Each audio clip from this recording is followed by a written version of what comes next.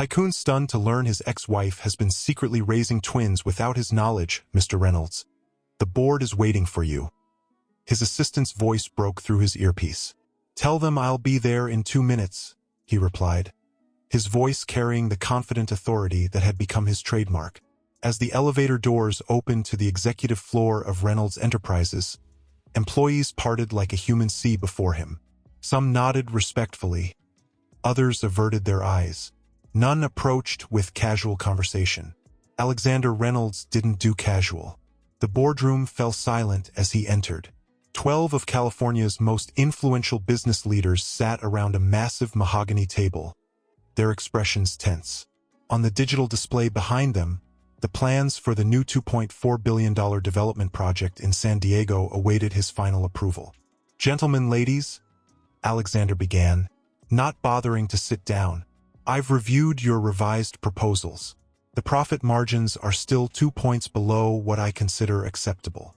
Charles Westfield, the company's veteran CFO, cleared his throat nervously. Alexander, we've pushed the contractors as far as... Not far enough. Alexander cut him off, his voice remaining eerily calm. I didn't build the largest real estate conglomerate on the West Coast by accepting good enough. Find the 2 points, Charles. That's what I pay you for. The meeting concluded 30 minutes later with revised action plans and a team of executives who would work through the night to satisfy their CEO's demands. Alexander felt nothing, neither satisfaction in his authority nor concern for the pressure he'd applied. It was simply business. As his private driver navigated the Pacific Coast Highway toward his Malibu estate, Alexander loosened his tie and stared out at the ocean. The sun was setting, painting the sky in hues of orange and purple that most people would find breathtaking. He acknowledged its aesthetic beauty with detached observation. Would you like to stop anywhere for dinner, sir? His driver asked. Alexander glanced at his watch. 8:45 p.m. No, Marcus. Straight home. The gates to his 6-acre oceanfront property opened automatically as the car approached. The modernist mansion, 14,000 square feet of architectural brilliance, stood illuminated against the darkening sky. It had been featured in architectural magazines worldwide, praised for its innovative design and spectacular views. Yet to Alexander, it had become simply the place where he slept and worked when not at the office. Good evening, Mr. Reynolds. His housekeeper greeted him at the door. Chef prepared your dinner before leaving. It's in the warming drawer. Thank you, Maria. You can go home now, he replied, already checking messages on his phone. Alone in the vast house, Alexander carried his plate of perfectly prepared salmon to his home office rather than the dining room with its table for 12 that had never hosted a dinner party. The wall of windows overlooking the Pacific revealed the moonlight dancing on the waves, but his attention remained fixed on quarterly reports. His phone rang. Richard Kane, his oldest friend and the company's legal counsel. Alex, did you see the Thompson Group is announcing a merger tomorrow? This could affect our position on the West Side development. Already on it, Alexander replied. I've had our team preparing a countermove since last week. We'll announce our acquisition of the Sunset Boulevard properties the day after their announcement. It'll completely overshadow their merger news. Richard chuckled. Cold as ice, as always. That's why you're at the top. Being cold is underrated, Alexander replied without humor. After the call ended, Alexander stood at the wall of windows, finally allowing himself to look at the ocean. 45 years old, worth over $3 billion, named among the most powerful business leaders in America for 5 consecutive years, and completely alone. He walked through the silent house, past empty rooms designed for entertaining guests who never came, past the pool that he never used for anything but his methodical morning laps. His footsteps echoed against marble floors. In his bedroom, he picked up the framed photo on his nightstand, the only personal item in the meticulously designed space. It showed a younger version of himself with his parents at his college graduation. Both had passed away within a year of each other, shortly after he founded Reynolds Enterprises. Would you be proud? He whispered to the image. Or disappointed? The question lingered unanswered as he prepared for bed, setting his alarm for 5 a.m. Another day of building an empire that increasingly felt like a fortress with no one inside to protect. Alexander Reynolds had everything money could buy and the power to acquire whatever he didn't yet possess. What he couldn't seem to find was the one thing his success couldn't purchase. A reason why any of it mattered. As his driver navigated the morning traffic toward downtown Los Angeles, Alexander was already deep into conference calls, barking precise instructions to project managers in Singapore. The world of Reynolds Enterprises continued to spin efficiently on its axis. "We'll need the environmental impact reports by Thursday, not Friday," he said firmly. "My decision timeline doesn't shift because your team can't manage their workload." It was nearly noon when his assistant, Claire, entered his office with the day's mail. An unusual interruption, as most correspondence was handled electronically or filtered through appropriate departments. "I apologize for the interruption, Mr. Reynolds," she said, her expression slightly troubled. "This came by private courier service. The delivery instructions specified it was to be handed directly to you, unopened." Alexander glanced up from his monitors, irritation flickering across his face. "Fine, just leave it." The cream-colored envelope sat untouched on his desk for nearly an hour. When he finally reached for it, slicing it open with a letter opener, he expected routine correspondence. Perhaps a personal invitation to some charity gala or an attempt at direct solicitation from someone who had managed to bypass his gatekeepers. What slid out instead were photographs, high-quality, recent prints. 2 children, a boy and a girl, perhaps 11 or 12 years old. The boy wore a science fair ribbon, standing proudly next to a complex-looking project. The girl sat at a piano, her fingers poised mid-performance, her expression intense with concentration. Alexander stared at the images, his breath catching in his throat. The girl had his mother's distinctive eyes, that unusual blue-gray that he saw in his own mirror every morning. The boy's jawline and the set of his shoulders reflected Alexander's own with unsettling precision. A small note card fell onto his desk. The handwriting was neat, feminine, but unfamiliar. "They complete 12 years next month. I thought you should finally know." No signature, no explanation, no return address on the envelope. Alexander's hands began to tremble, an unfamiliar sensation for a man who prided himself on unshakable composure. He reached for his phone, then set it down again, unsure whom to call or what to say. "This is impossible," he muttered, examining the photos again. He pressed the intercom. "Claire, cancel my meetings for the next hour, and find out everything you can about the courier service that delivered today's envelope." Alone again, Alexander paced his corner office, the floor-to-ceiling windows no longer framing his domain but enclosing him like a cage. He returned to the photos, studying the children's faces with growing disbelief and something else, something that felt uncomfortably like wonder. "Who are you?" he whispered to the images. Alexander Reynolds, who had contingency plans for market crashes and natural disasters, who never entered a negotiation without gaming out every possible scenario, found himself completely unprepared for this moment. His phone rang, the private line reserved for his innermost circle. "What?" he answered sharply. Richard Kane's voice came through. "Alex, are you all right? Claire said you canceled the Westside zoning meeting. You've been planning that ambush for weeks." Alexander hesitated, glancing at the photos. "I need to see you. My office. Now." 20 minutes later, Richard stood examining the photos while Alexander stared out at the city below. "Jesus Christ, Alex," Richard finally said. "This boy is your clone."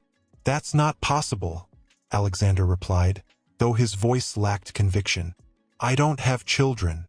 Richard raised an eyebrow. "You sure about that? These kids are what, 11, 12? Cast your mind back." Alexander turned sharply.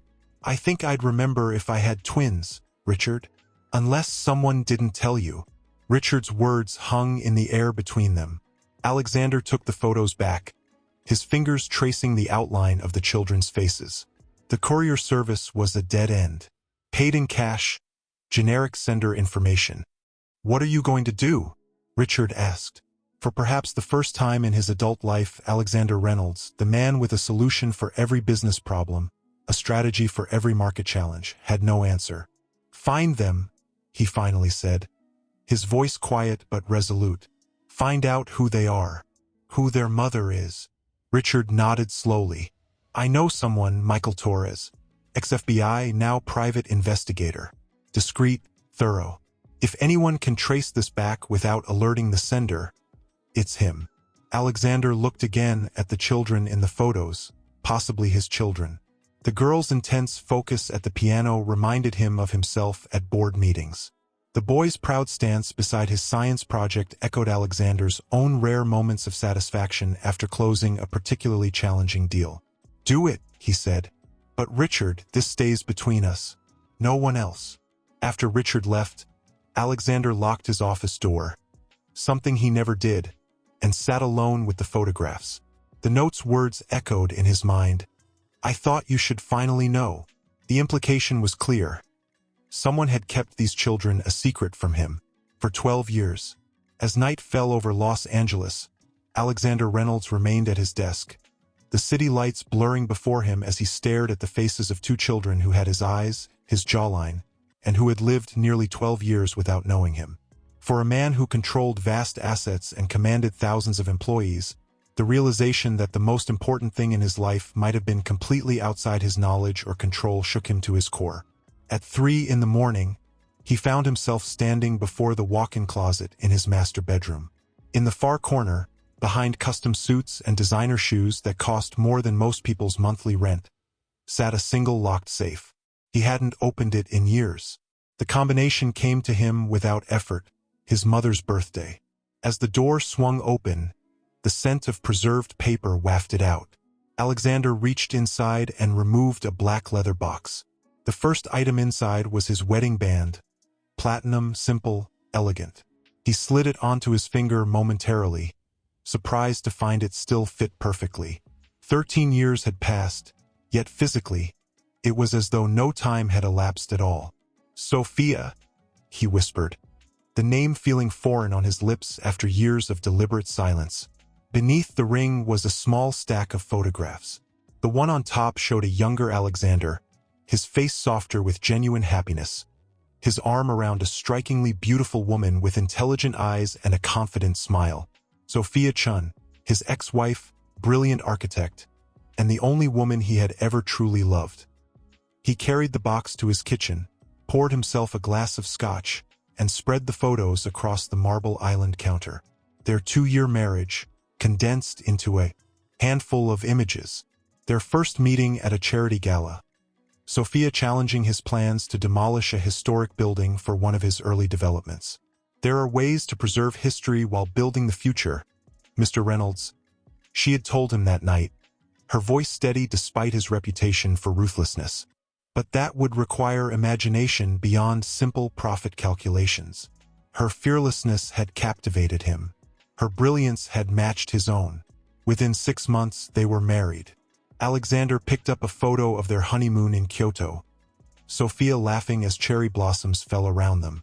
For a brief, shining moment, he had believed he could have it all. Empire and happiness, ambition and love. "We could start designing the house next month," Sophia had said one evening, curled beside him in bed. "Something that's truly ours, with space for a family." But the Reynolds Enterprises of 13 years ago was not the powerhouse it was today. A major development had fallen through. Investors were getting nervous. The global financial markets were showing signs of instability. "A family?" He remembered his response, delivered while reviewing financial projections. "Sophia, I'm fighting for survival here. The Thompson Group is circling like vultures, waiting for me to slip so they can acquire my properties at pennies on the dollar. Children aren't even on my radar right now." Another photo, their second anniversary dinner. The distance between them at the table already visible, Sophia's smile not quite reaching her eyes. Alexander's phone rang, pulling him from the past. It was Richard, despite the early hour. "Torres is on it," Richard said without preamble. "He'll have preliminary information on the children by tomorrow evening. Are you holding up?" "I'm fine," Alexander replied automatically. "Have you considered who might have sent those photos?" Former relationships. Alexander's eyes returned to the wedding photo on the counter. There's only one possibility that makes sense, he said quietly. After ending the call, he pulled out his laptop and searched a name he hadn't typed in years. Sophia Chun, architect. Her website appeared immediately, sleek, modern, successful, but deliberately boutique in scale. Unlike his own trajectory toward ever-expanding growth, Sophia had kept her firm intentionally small, focusing on projects with cultural and community significance. There she was, in the About section photo, 13 years older but still striking.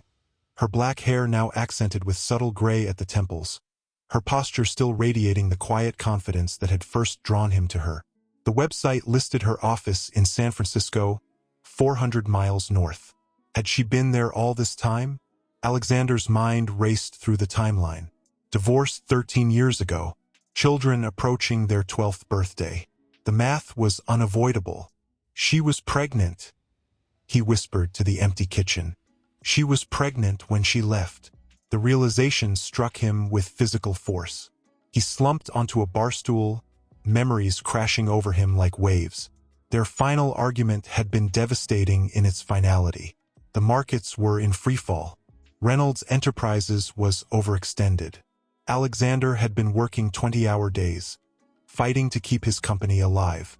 "I need you, Alex," Sophia had pleaded. "We need to be partners in this marriage, not just legal entities on paper." "What do you want from me?" he had shouted, sleep-deprived and terrified of losing everything he'd built. "Should I let it all collapse? Would that make you happy? I'm doing this for us, for our future." "There is no us anymore," Sophia had responded, her voice quiet but resolute. "You chose your empire. I won't spend my life as an afterthought in your grand design." The divorce had been swift, clinical. Sophia had asked for surprisingly little, refusing even the Malibu beach house they had purchased together. At the time, Alexander had been too consumed with saving his business to question her haste or her apparent eagerness for a clean break. Now, staring at the children in the photographs, their features so clearly a blend of his own and Sophia's, the truth hit him with sickening clarity. "She knew," he whispered. "She already knew she was pregnant." Alexander placed the children's photos beside his wedding picture with Sophia. The connection was undeniable. The boy had Sophia's thoughtful expression, the girl her delicate hands. How had he not seen it immediately? The sun was rising over the Pacific by the time Alexander made his decision. He wouldn't wait for Torres's report. He wouldn't hide behind investigators and lawyers. For the first time in 13 years of running from his greatest personal failure, Alexander Reynolds would face the past directly. He called his assistant. "Claire, cancel my schedule for the next 3 days. Have the jet prepared for a flight to San Francisco. Departure in 2 hours." As the call ended, Alexander looked once more at the family that might have been, and perhaps still was, his. The empire he had sacrificed everything to build suddenly seemed hollow, a monument to misplaced priorities. 12 years, he said to the empty room. "I've missed 12 years. As he packed a small suitcase, one question burned through all others in his mind. Had Sophia been protecting the children from him, or punishing him by keeping them secret? The St. Regis penthouse suite offered sweeping views of the city, but Alexander barely glanced at the panorama as he paced the living area, checking his watch repeatedly. At precisely 10 a.m., the concierge announced Michael Torres's arrival. The private investigator was nothing like Alexander expected. No weathered trench coat or world-weary demeanor. Instead, Torres was in his early 40s, impeccably dressed in a charcoal suit that rivaled Alexander's own, with the focused eyes of someone who missed nothing. "Mr. Reynolds," Torres said, extending his hand. "I understand time is of the essence." Alexander gestured toward the suite's dining table. "Tell me what you know." Torres opened a slim leather portfolio. "I worked through the night after Mr. Kane contacted me. Given the urgency, I prioritized confirmation of the children's existence and basic details rather than an exhaustive background. And Alexander could barely contain his impatience.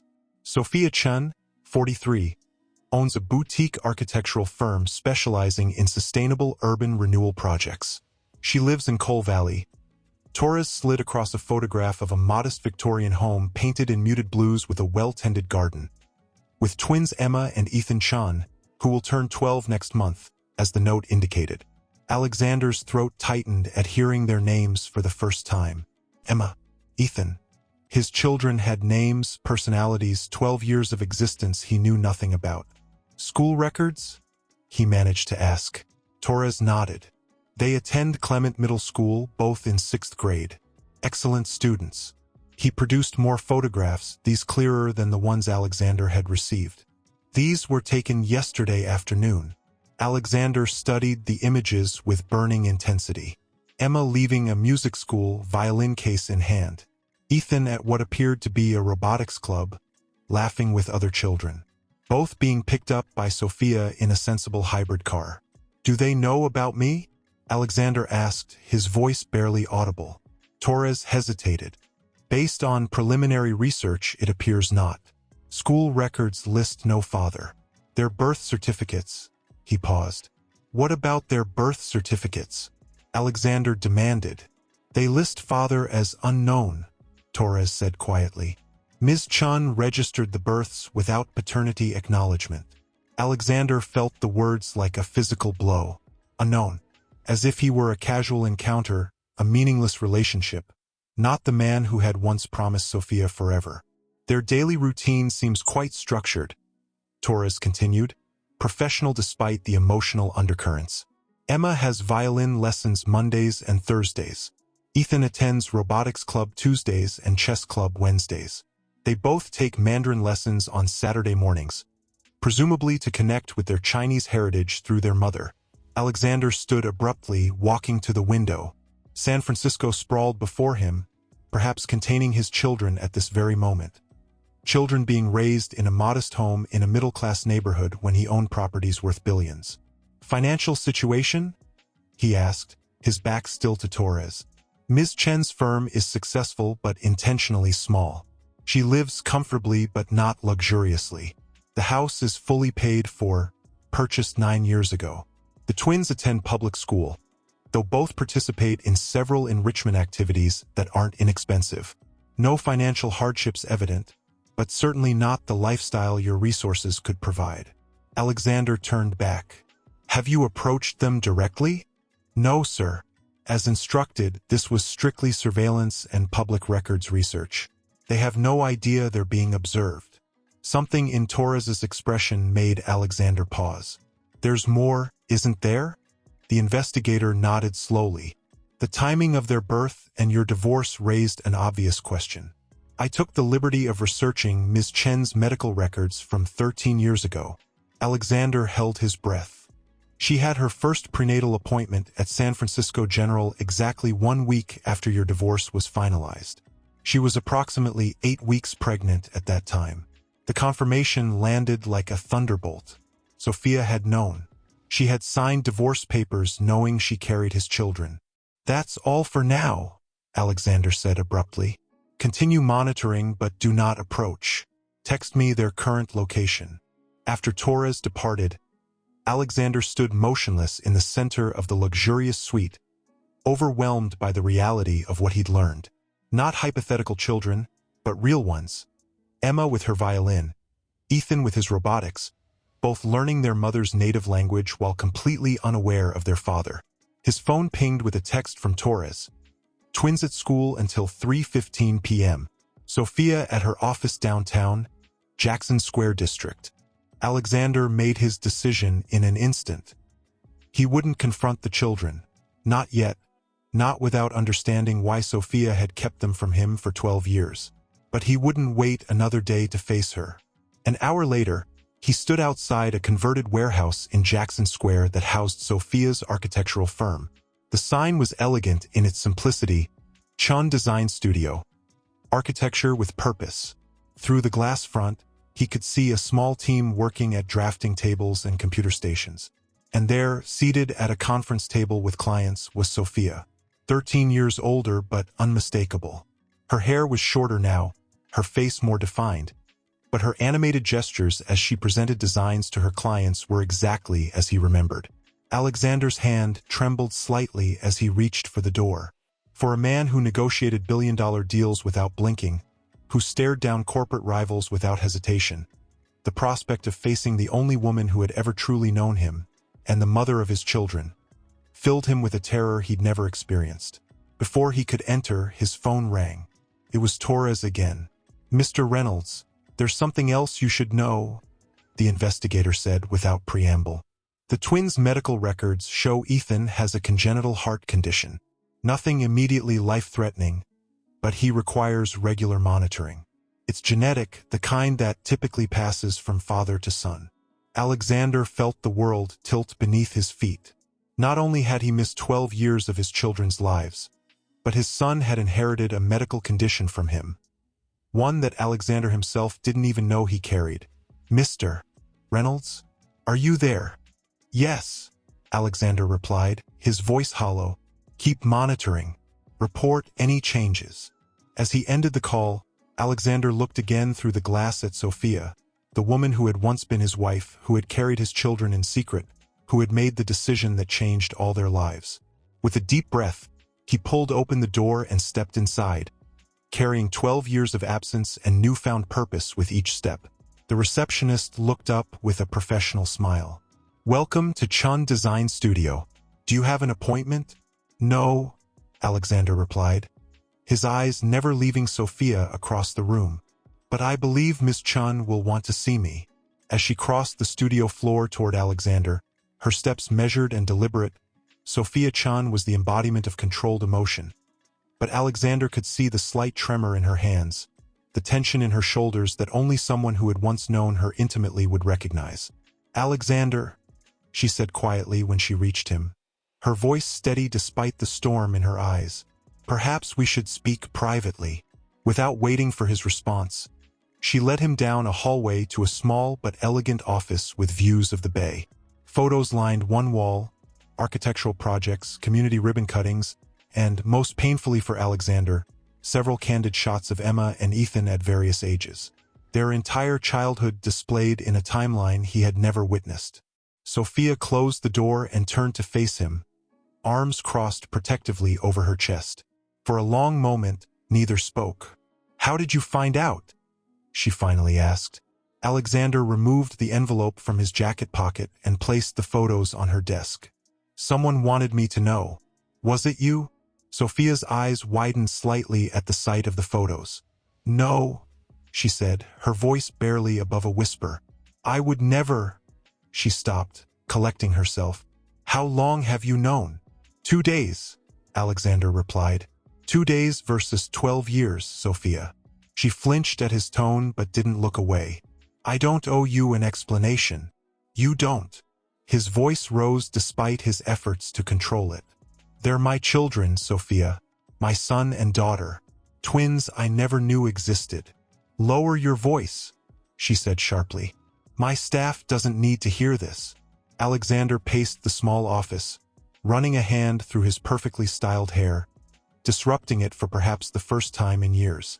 "Medical records show you had your first prenatal appointment exactly 1 week after our divorce was finalized. You knew, Sophia. You knew you were carrying my children when you walked away." Sophia's composure faltered momentarily. "You had someone investigate my medical history?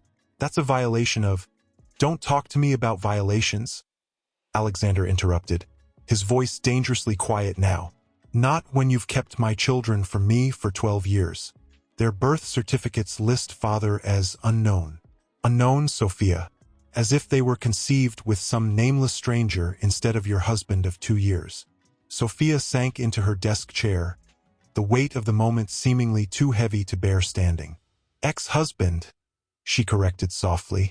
"The divorce was already final when I confirmed the pregnancy.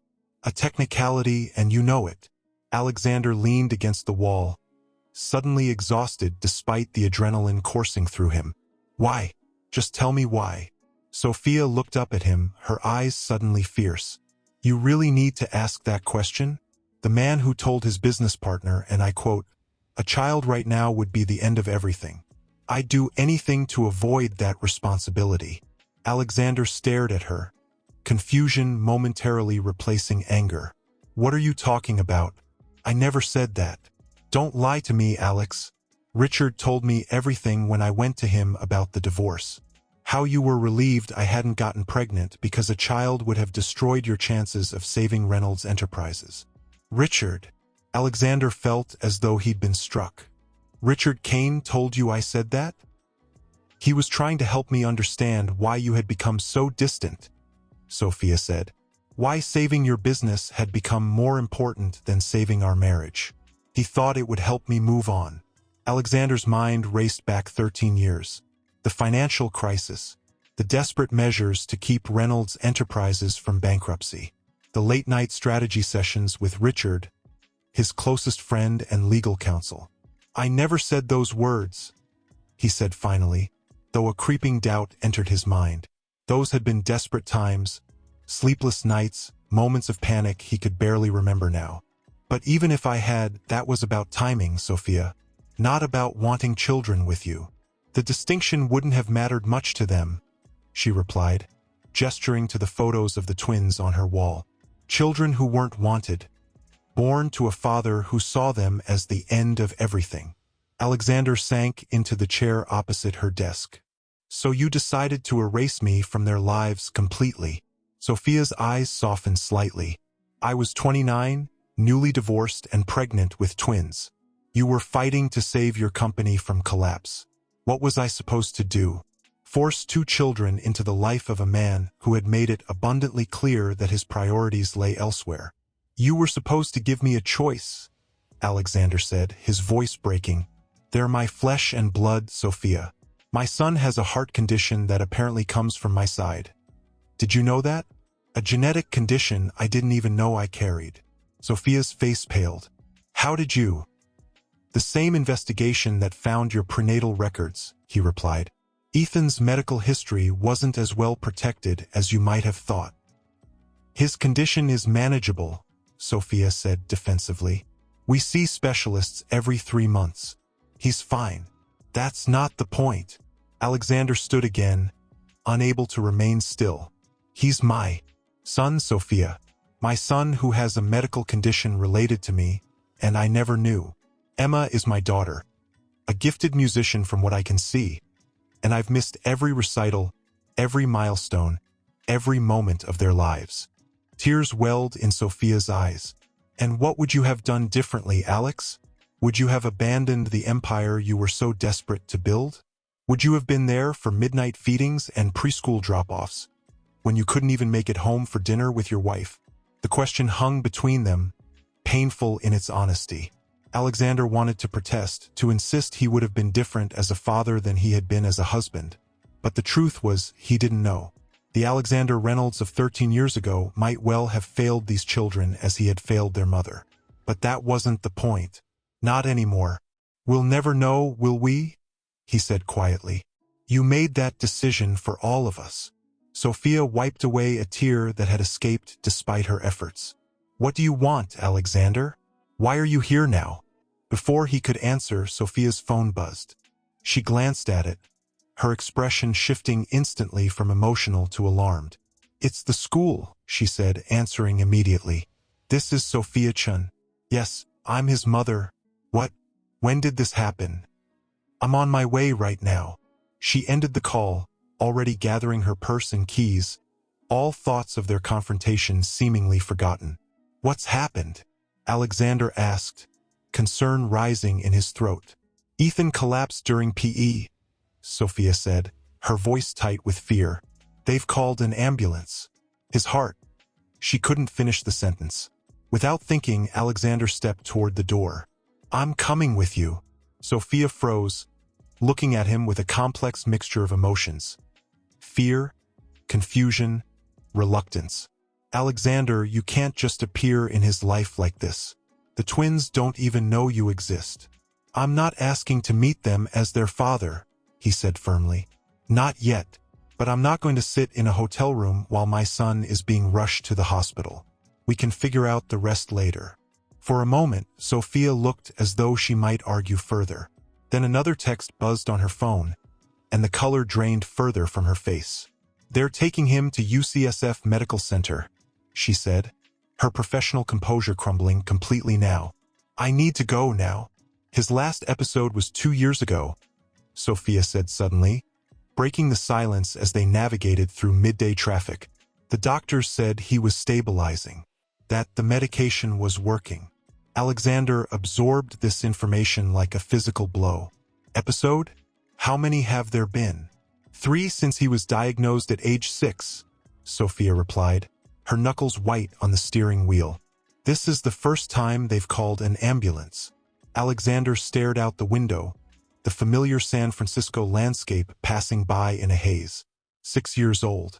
His son had been diagnosed with a serious condition at 6 years old, and Alexander had been completely unaware, building skyscrapers and expanding his empire while his child faced medical crises. "When we get there," Sophia said, her voice strained but determined, "you need to stay back. I can't explain who you are to Ethan or Emma while he's in medical distress. It would be too much." "Emma? She's there too." The school would have called her to the office when Ethan collapsed. "They're twins, Alexander. Inseparable. Where one goes, the other follows, especially in emergencies." The hospital loomed ahead, its modern facade gleaming in the afternoon sun. As Sophia pulled into the emergency entrance, Alexander noticed her hands trembling. "I won't introduce myself as their father," he said quietly. "But I'm not waiting in the car." Sophia gave him a sharp look but didn't argue further. There wasn't time. The emergency department was a controlled chaos of medical professionals moving with practiced urgency. Sophia rushed to the reception desk, her voice clear despite her evident fear. "I'm Sophia Chen.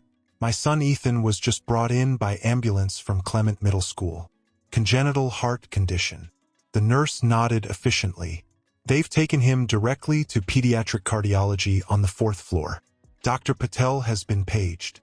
As they hurried to the elevators, Alexander caught sight of a young girl sitting alone in a waiting area, her dark hair falling forward as she stared at her hands. Even from a distance, he recognized her immediately from the photographs. Emma, his daughter. "Mama!" she called out, spotting Sophia. She rushed toward them, then halted abruptly upon seeing Alexander. Her eyes, his mother's eyes, his own eyes, regarded him with confusion and wariness. "Emma, honey." Sophia embraced her tightly. "Where's Ethan?" "They took him that way." Emma pointed toward a set of double doors. "They wouldn't let me go with him. One of the teachers rode in the ambulance with us, but she had to leave to go back to school." Her voice was steady, but Alexander could see the fear she was trying to control, a familiar trait that pierced his heart. Emma turned her gaze to Alexander again, questioning. Sophia hesitated only briefly before saying, "This is Mr. Reynolds. He's an old friend who happened to be with me when the school called." Alexander extended his hand formally, fighting every instinct that screamed to embrace his daughter. "Hello, Emma. I'm very sorry about your brother." Emma shook his hand with surprising firmness for an 11-year-old. "Do you know about hearts, Mr. Reynolds?" The simple question nearly undid him. "Not as much as the doctors here," he managed to reply. "But I know they're going to take very good care of Ethan." A doctor emerged through the double doors at that moment, scanning the waiting area. "Ms. Chen." "Here," Sophia called, rushing forward with Emma close behind. Alexander followed at a slight distance, respecting the boundary Sophia had established while refusing to be excluded entirely. "I'm Dr. Patel," the doctor said. "Ethan is stable now. We believe he experienced an arrhythmic episode triggered by physical exertion. His teachers did exactly the right thing by calling 911 immediately." "Can we see him?" Emma asked before Sophia could speak. Dr. Patel smiled kindly at her. "He's asking for you. Just for a few minutes, though. We're still running some tests." As they prepared to follow the doctor, Sophia turned to Alexander. "Please wait here," she said in a low voice. "Sophia." "I mean it, Alexander. Not now. Not like this." Her eyes held a plea that went beyond words. After a moment of tense silence, He nodded once and stepped back. Sophia and Emma followed Dr. Patel through the doors, leaving Alexander alone in the waiting area, physically closer to his children than he had ever been, yet still impossibly distant. 20 minutes later, Sophia returned alone. She sank into a chair beside Alexander, the adrenaline that had carried her through the crisis beginning to ebb. "He's going to be okay," she said quietly. "They're adjusting his medication. Emma's with him. She's reading to him from one of their favorite books." Alexander nodded, relief washing through him for a child he had never met. "Thank you for telling me." They sat in silence for several moments, the hospital bustling around them. "You can't do this, Alexander," Sophia finally said, her voice barely audible. "You can't just appear in their lives after 12 years and expect everything to work out. They have no idea you exist, at least not as their father." "What do they know about me?" he asked. Sophia sighed deeply. "That their father was someone I loved once, who wasn't ready for a family. That's all. Not that I'm some heartless monster who said a child would be the end of everything." The bitterness in his voice was impossible to disguise. "No," Sophia replied softly. "I never vilified you, Alexander. I couldn't bring myself to do that, even when I was angriest. They deserved better than to be burdened with my resentments." Alexander turned to face her directly. "Did it ever occur to you that I deserved to know? That regardless of what was happening with the business or our marriage, I had a right to know about my own children?" "Of course it occurred to me," she replied, meeting his gaze steadily. "I spent months agonizing over whether to tell you, but every time I nearly picked up the phone, I remembered how you were back then, consumed by saving your company, working 20-hour days, canceling every plan we made because some emergency at work always took precedence." "That was temporary," Alexander protested. "The financial crisis—" "No," Sophia interrupted firmly. "It wasn't temporary. It was who you were, Alexander. The crisis just made it more obvious. You were building an empire, and there was simply no room in your kingdom for anything or anyone that might slow you down." The truth of her words stung more than he wanted to admit. "People change, Sophia. Do they?" She looked at him with genuine curiosity. "Have you changed, Alexander? When was the last time you took a vacation? Do you still keep 3 phones on your bedside table? Do you still consider sleep a necessary inconvenience?" Before he could respond, Emma emerged through the double doors, her young face serious and concerned. "Mama, the doctor wants to talk to you again," she said, then noticed Alexander still waiting.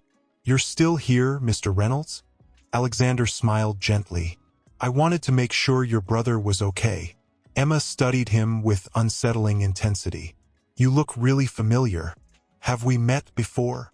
The question hung in the air between them, loaded with implications that the child couldn't possibly understand.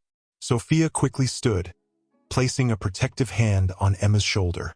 "Emma, please go back to Ethan. Tell Dr. Patel I'll be right there." With a last curious glance at Alexander, Emma disappeared back through the doors. Sophia turned to him, her expression resolute. "We're going to be here for several more hours. Ethan will likely be admitted overnight for observation." "I can wait," Alexander offered. "Or come back tomorrow." "No." Sophia shook her head firmly. "I need you to leave now, Alexander. The twins are confused and frightened enough without adding this complication. I'm asking you," her voice faltered slightly, "I'm asking you to give us space to deal with Ethan's health first." "And then what?" Alexander demanded, keeping his voice low despite his rising frustration. "You go back to pretending I don't exist? The twins continue growing up without knowing their father." "I'm not saying that," Sophia replied, a hint of exasperation breaking through her controlled exterior. "I'm saying not now, not today, not in the middle of a medical emergency. If you truly care about them, about their well-being, you'll respect that." The challenge in her words was clear. For the first time, Alexander was being asked to put his children's needs above his own desire for immediate answers and resolution, the very accusation Sophia had leveled about his past behavior. After a long moment, he nodded slowly. "I'll go." But this isn't over, Sophia. I'm staying in San Francisco until we figure this out. Relief flickered across her exhausted face. Thank you. I'll call you tomorrow, after Ethan's stable and home. As Alexander walked toward the hospital exit, each step away from his children felt like a physical strain against every instinct. He had just found them. Leaving now, even temporarily, seemed impossible. But Sophia's words echoed in his mind. If you truly care about them, you'll respect that. Outside, the San Francisco afternoon continued unaffected by the emotional earthquake that had just reshuffled his entire existence. Alexander pulled out his phone and called Richard. I found them, he said without preamble when his friend answered. And you and I need to have a very serious conversation about exactly what you told Sophia 13 years ago. Back at the St. Regis, Alexander stood at the penthouse window. San Francisco's iconic skyline spread before him like a diorama. In another time, he might have scanned the vista calculating property values and development opportunities. Now, he saw only a city that had housed his children for 12 years without his knowledge. His phone rang, Richard returning his call after their brief, tense exchange earlier. Alex, Richard began cautiously. I can explain? Can you? Alexander's voice was dangerously quiet. Can you explain why the mother of my children believed I said a child would be the end of everything? Words apparently conveyed to her by my most trusted friend. The silence stretched between them before Richard responded. It wasn't exactly like that. You were under immense pressure. The Thompson Group was circling, waiting for you to miss a loan payment so they could initiate a hostile takeover. You'd been awake for nearly 40 hours when you said it. Said what exactly? Alexander demanded. Richard sighed heavily. We were reviewing contingencies. Worst-case scenarios. You said, a child right now would be the final nail in the coffin. I'd do anything to avoid that kind of responsibility during this crisis. Alexander closed his eyes, the memory surfacing hazily through 13 years of distance. A late night in his office, financial projections looking increasingly dire, Richard bringing in the third round of coffee as they strategized ways to keep the company afloat. Context, Richard, he said after a moment. I was talking about the timing, not rejecting the idea of children altogether. I know that now, Richard replied. But when Sophia came to me after filing for divorce, asking if she was making a mistake, if there was any chance you might prioritize family over business, I thought I was helping her move on by being honest about your mindset. You had no right. Alexander's voice cracked slightly. That conversation was between us in confidence. I know. I'm sorry, Alex. I truly am. But you have to understand, you were a different person then. The company was everything to you. Alexander turned from the window, his reflection in the hotel suite's mirror catching his attention. The perfectly tailored suit, the precisely styled hair, the outward markers of success that had defined him for so long. I need to see it, he said suddenly. See what? Richard asked, confused by the shift. Their life. I need to understand what I've missed. Without waiting for Richard's response, Alexander ended the call and dialed Torres. I need an address, he said when the investigator answered. Sophia Chen's home in Coal Valley. An hour later, Alexander sat in a rental car across the street from a modest Victorian painted in soft blue. From Torres's research, he knew Sophia and the twins wouldn't be home. They were still at the hospital with Ethan. This wasn't about confronting them. It was about understanding the life that had continued without him. The neighborhood was quintessential San Francisco. Hilly streets lined with colorful houses, small local businesses instead of chain stores. A sense of community that seemed almost anachronistic in the modern world. Children rode bicycles on the sidewalk. Neighbors chatted while walking dogs.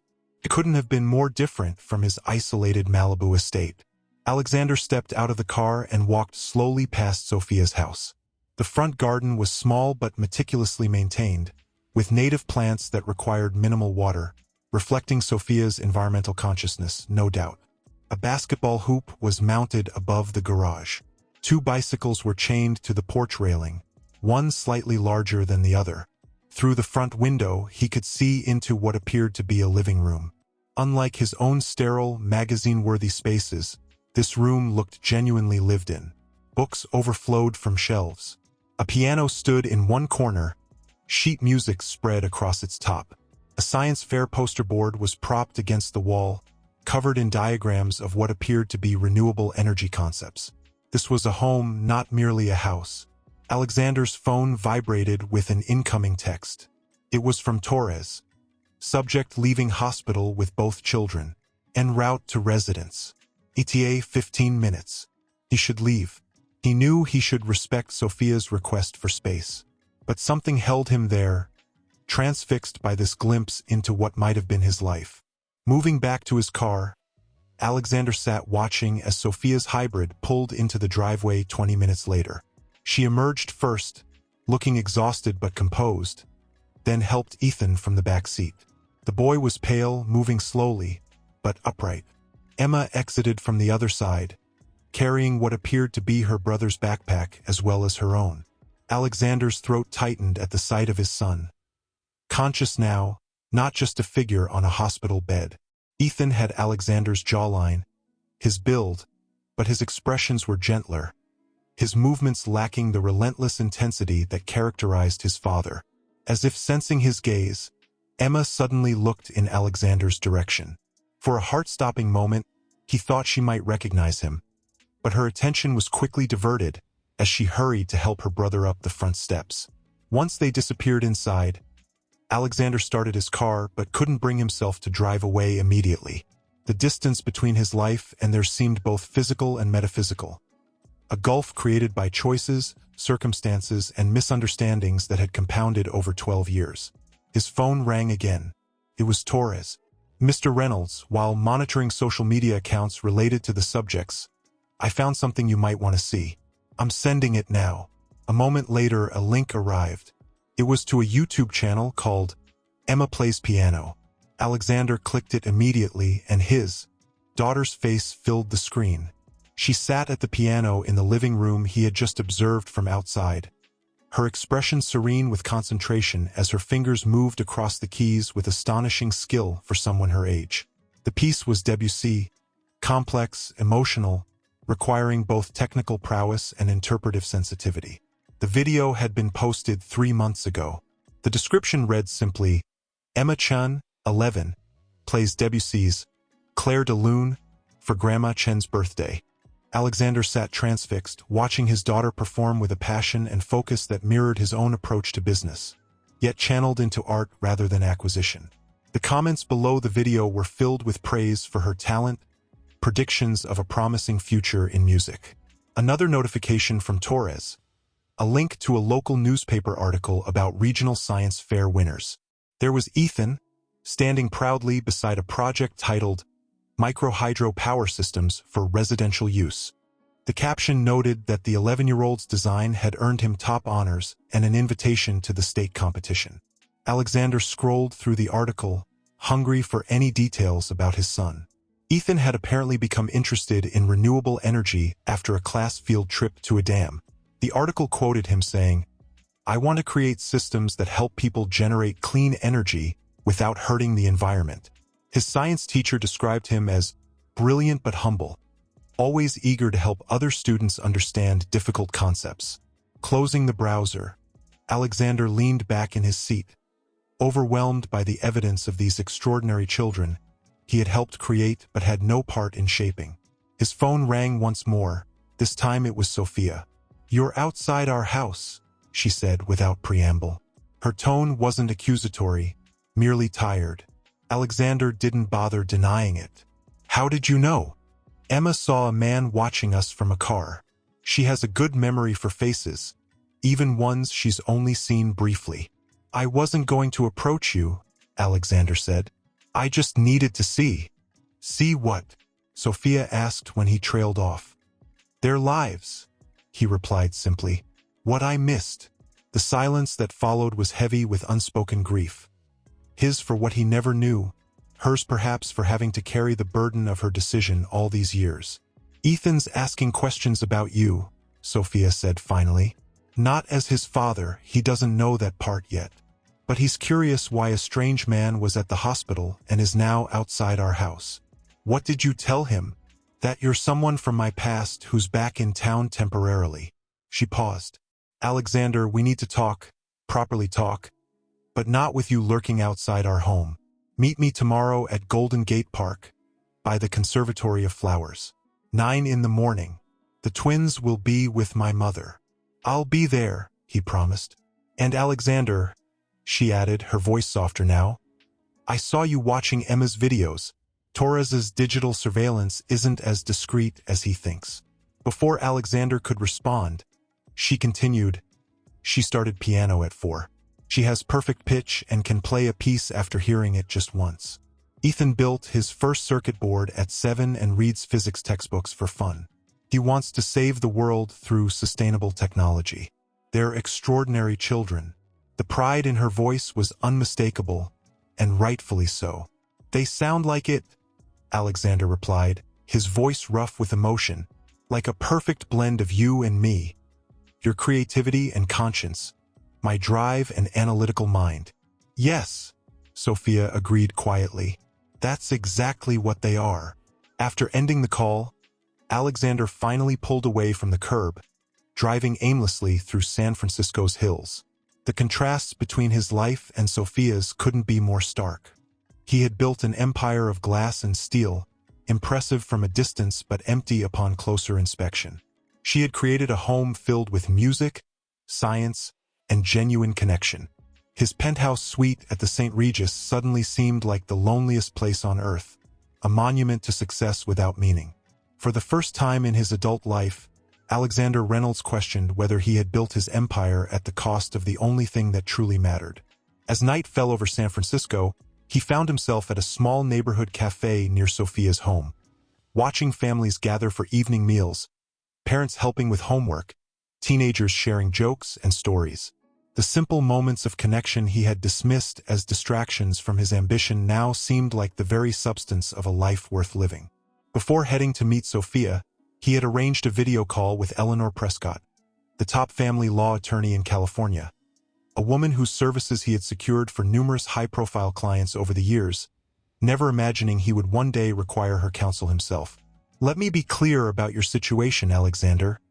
Eleanor's voice was precise, her expression serious on his laptop screen.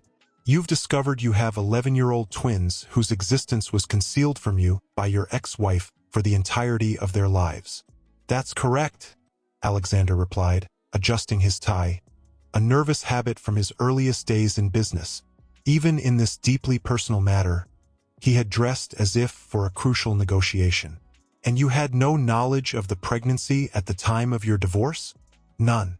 Sophia discovered she was pregnant approximately 1 week after our divorce was finalized, according to medical records. Eleanor made a note, her expression unreadable.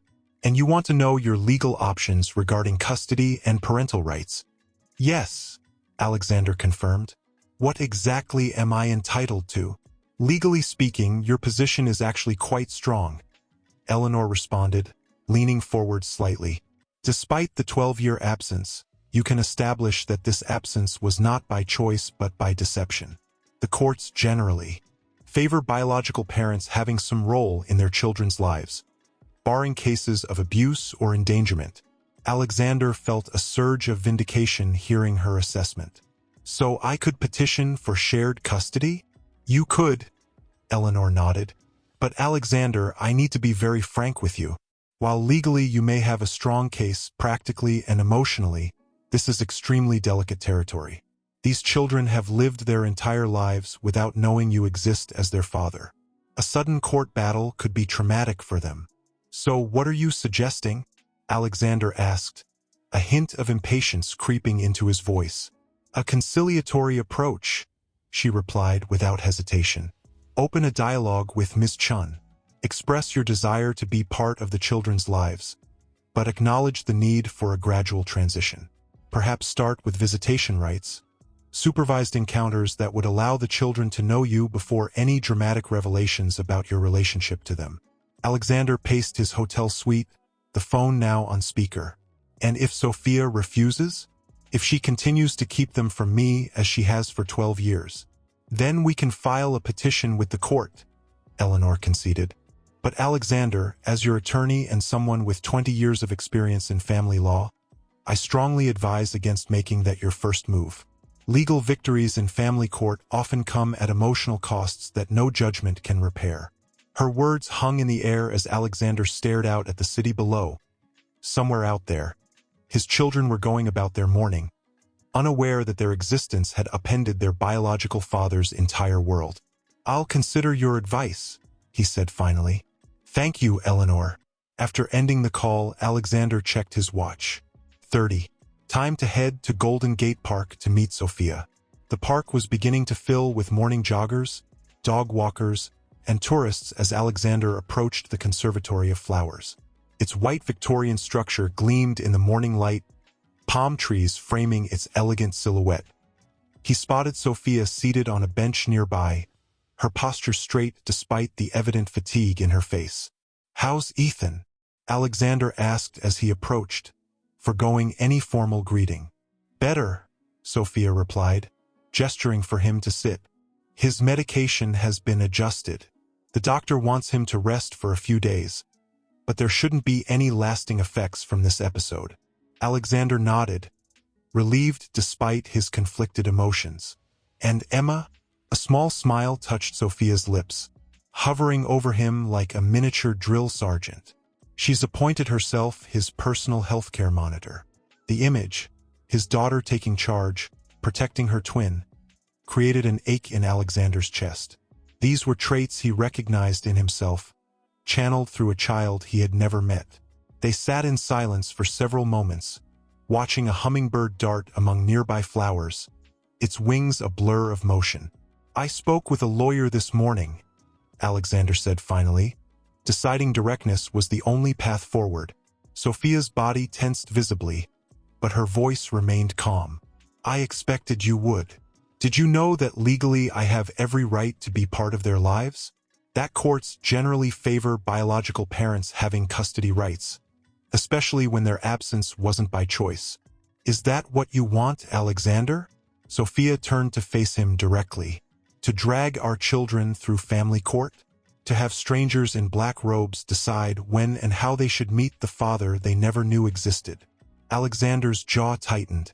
"What I want is the 12 years back that were taken from me.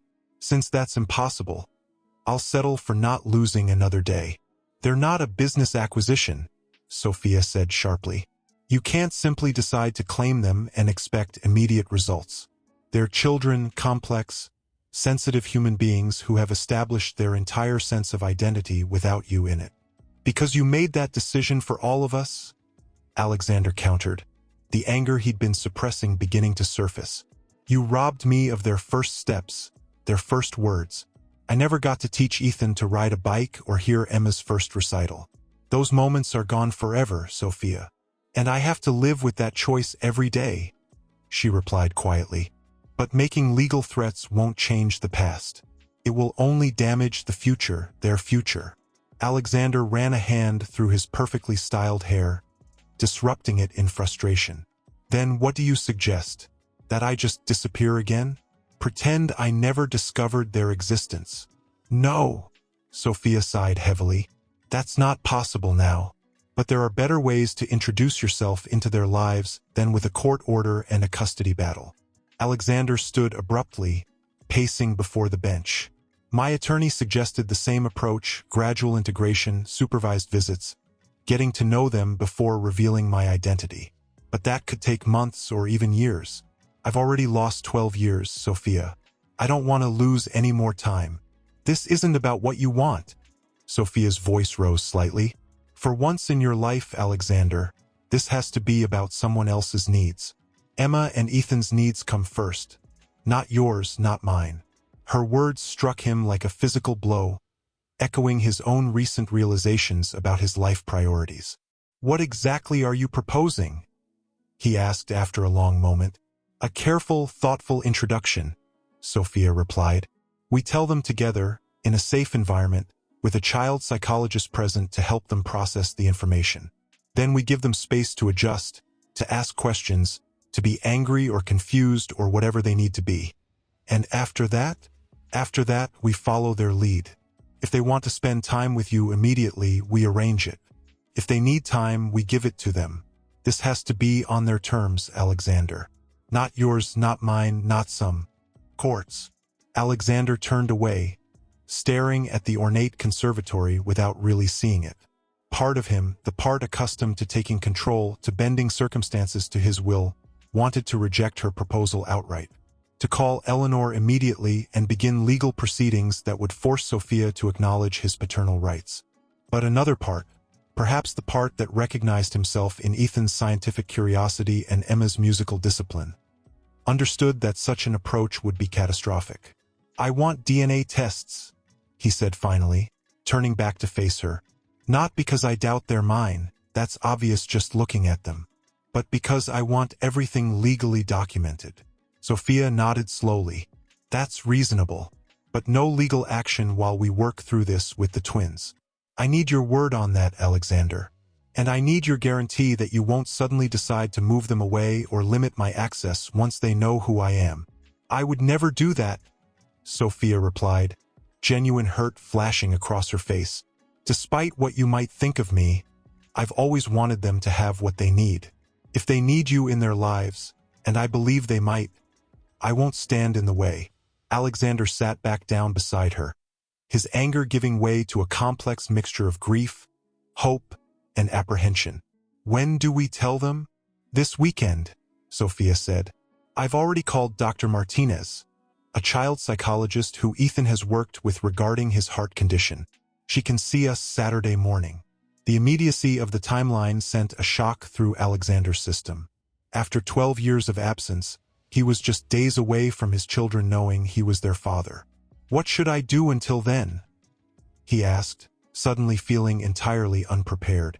Sophia's expression softened slightly. "Get to know them a little indirectly. Watch more of Emma's recitals online. Read Ethan's science fair papers. I can email them to you.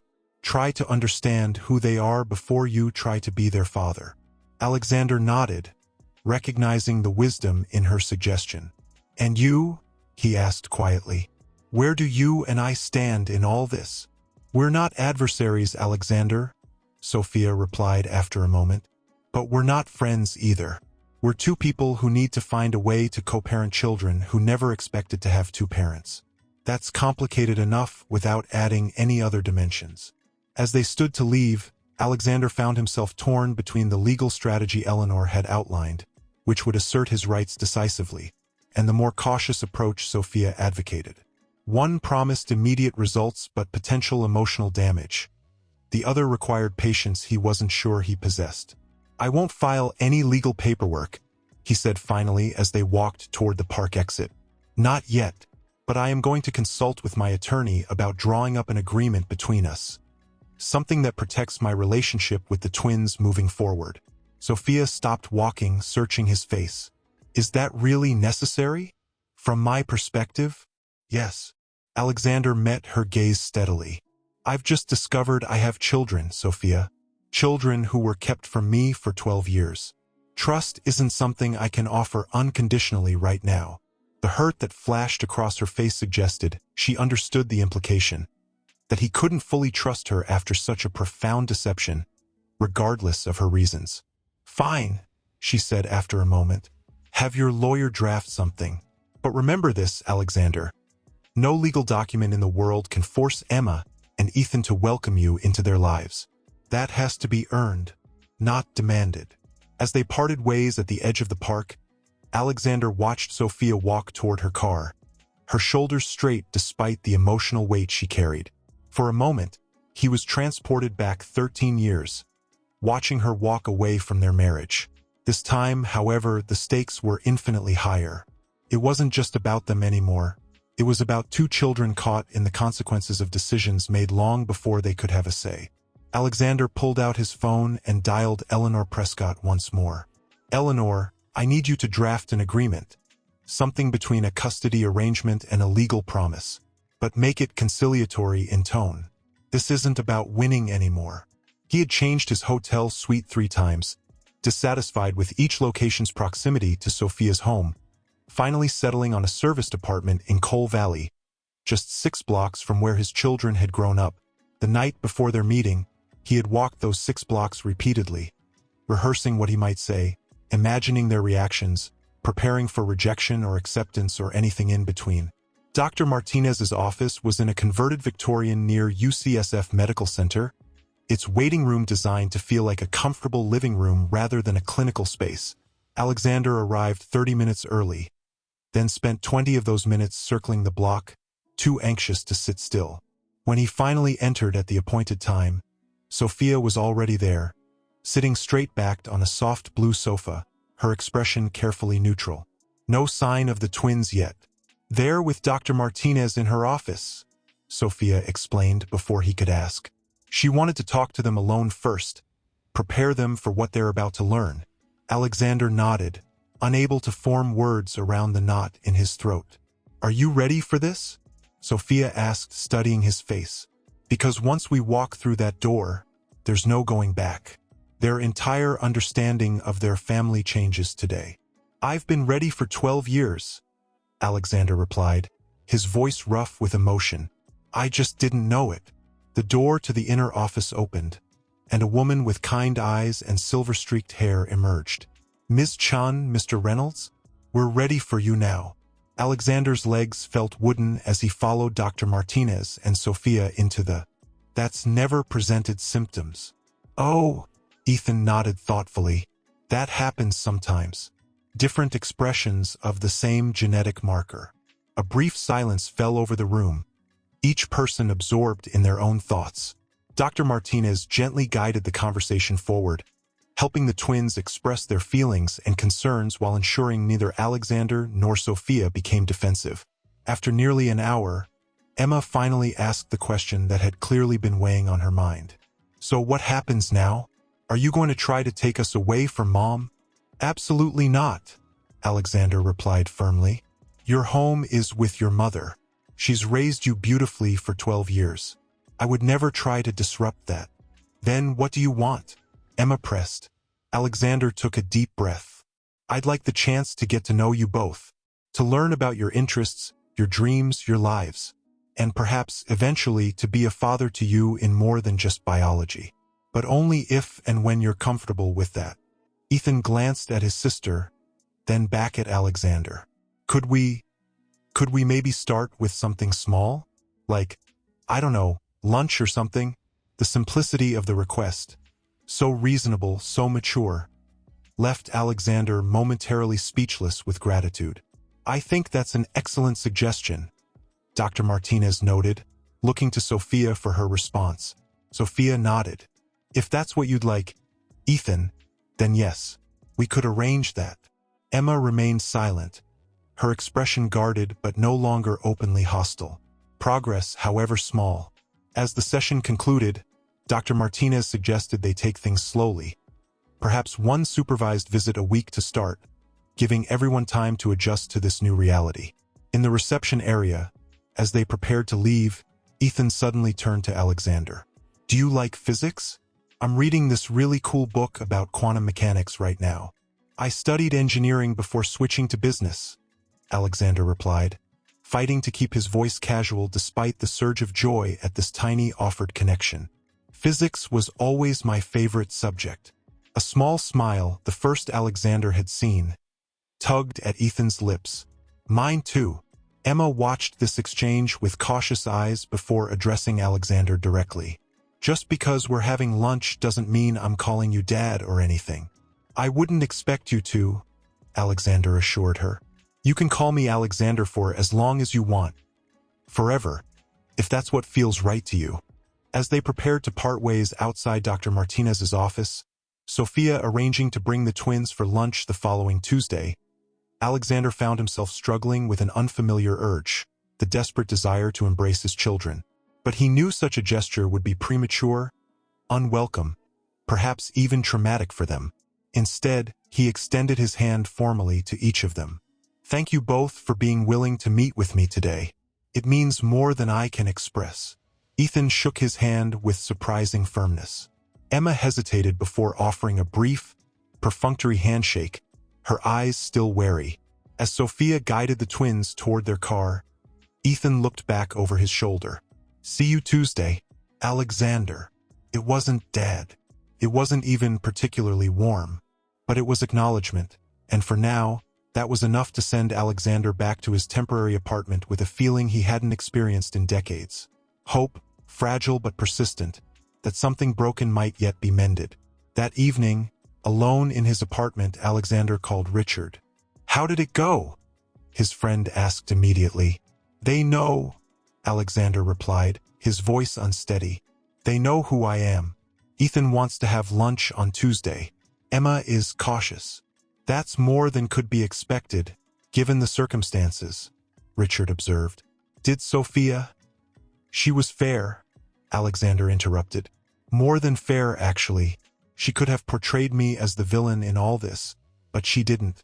She's been a good mother, Richard. Better than I likely would have been a father 12 years ago." The admission cost him something to voice aloud, but its truth was undeniable after seeing the remarkable children Sophia had raised. "What now?" Richard asked after a moment of silence. Alexander moved to the window, looking out at the San Francisco neighborhood where his children had grown up without him. "Now I try to become someone worthy of being their father. Not just biologically, but in all the ways that actually matter." Tuesday morning found him at a casual restaurant Sophia had suggested. A family-friendly place in Golden Gate Park with outdoor seating and a relaxed atmosphere. Alexander arrived 30 minutes early, too restless to wait in his apartment, then spent the time obsessively checking that the gifts he'd brought were appropriate. Not too extravagant to overwhelm them, but meaningful enough to show thought and care. At precisely noon, he spotted Sophia walking toward the restaurant with Emma and Ethan. His heart hammered against his ribs as he stood to greet them. "Hello," he said simply, unsure of the proper greeting protocol for children who had only just learned he was their father. "Hi," Ethan replied with cautious friendliness. Emma offered a nod but no verbal response. Lunch began awkwardly with stilted conversation about safe topics: the weather, the park, the restaurant's menu.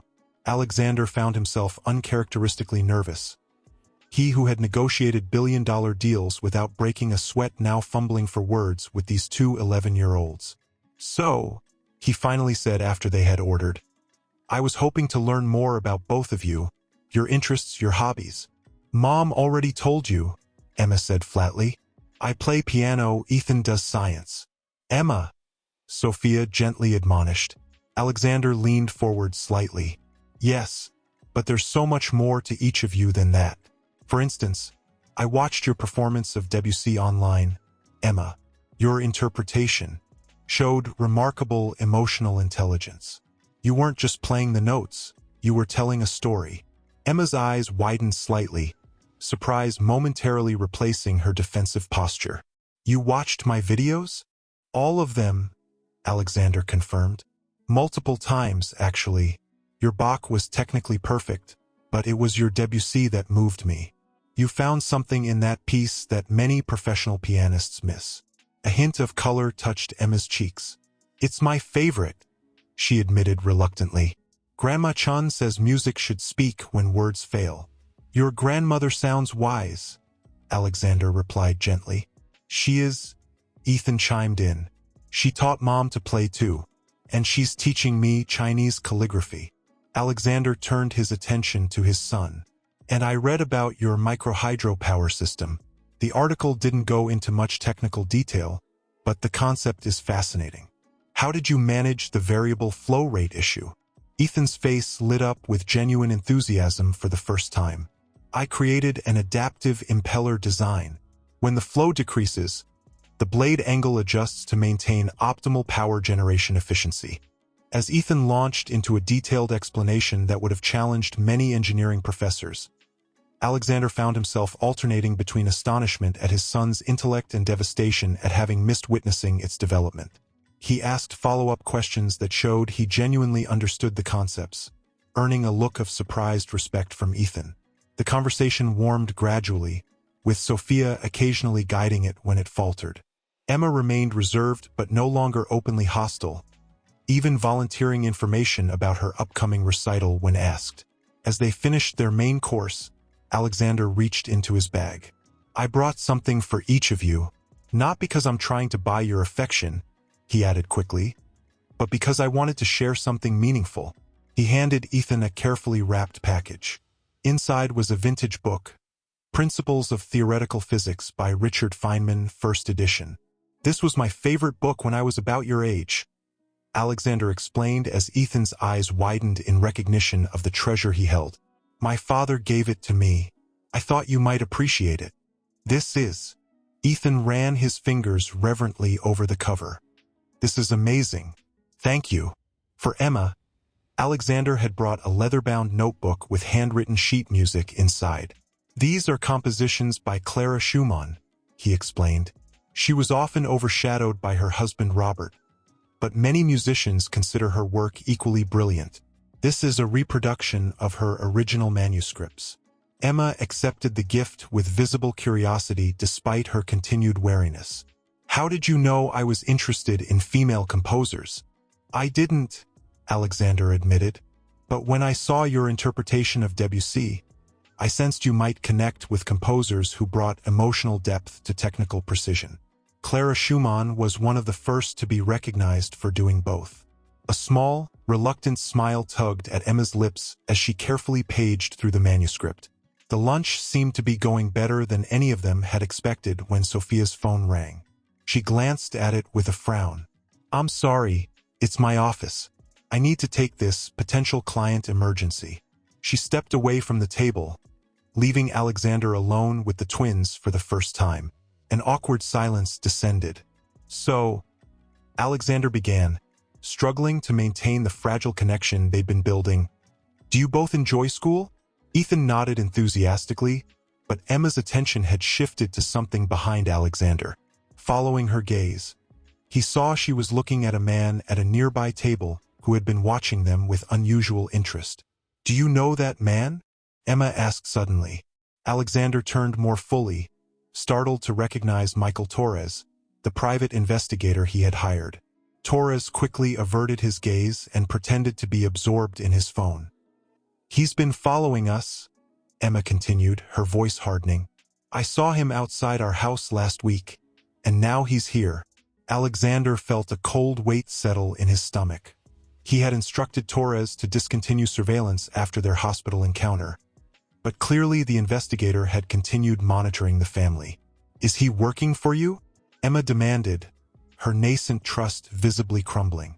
Before Alexander could formulate a response, Sophia returned to the table, her expression shifting immediately as she sensed the changed atmosphere. What's happening? She asked, looking between the twins and Alexander. That man has been watching us, Ethan explained, now also eyeing Torres. Emma says he was outside our house too. Sophia's gaze locked onto Torres, recognition flashing in her eyes before she turned accusingly to Alexander. You're still having us followed? No, I mean, I did hire him initially, but I instructed him to stop after the hospital, Alexander replied, feeling the situation unraveling. I don't know why he's here now. You had someone spying on us?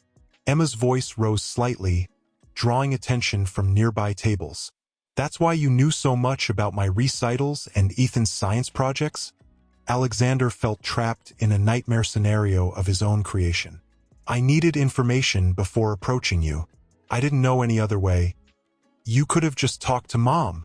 Ethan interjected, his earlier enthusiasm replaced by confusion and hurt. It's more complicated than that, Alexander began, but Emma was already standing up, gathering her gift and backpack.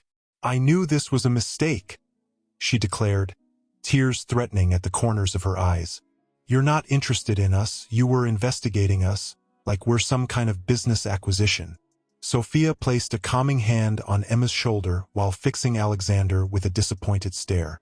I think we should go. Wait, please.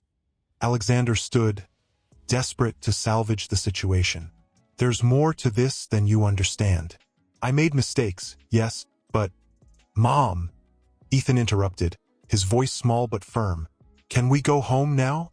The simple request, coming from the child who had been most open to him, felt like a blade between Alexander's ribs.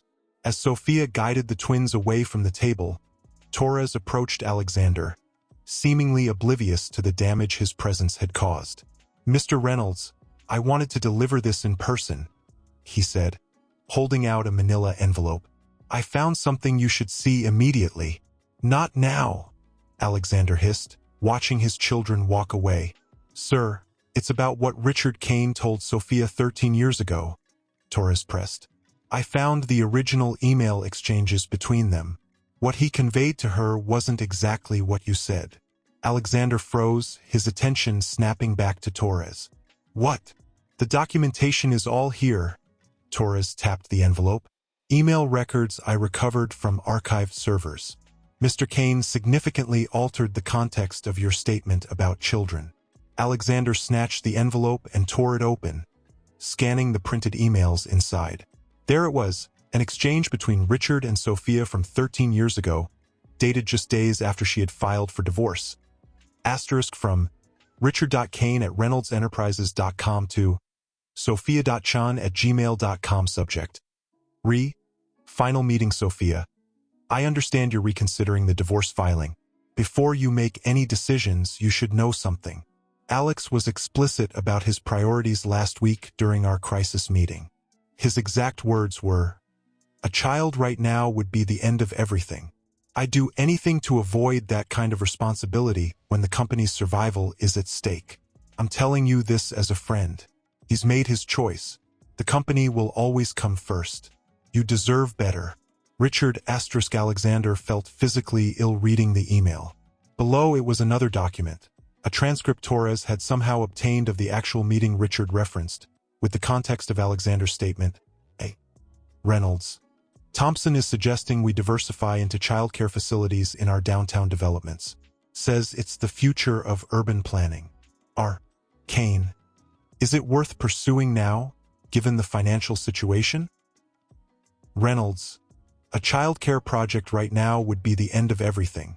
I'd do anything to avoid that kind of responsibility when the company's survival is at stake. We need to focus on our core assets until we're stabilized." Alexander stared at the transcript in disbelief. His comment had been about a potential childcare development project, not about having children of his own. Richard had deliberately misrepresented his words to Sophia, making it seem as though Alexander was adamantly against having children. "Mr. Reynolds?" Torres's voice pulled him back to the present. "There's more.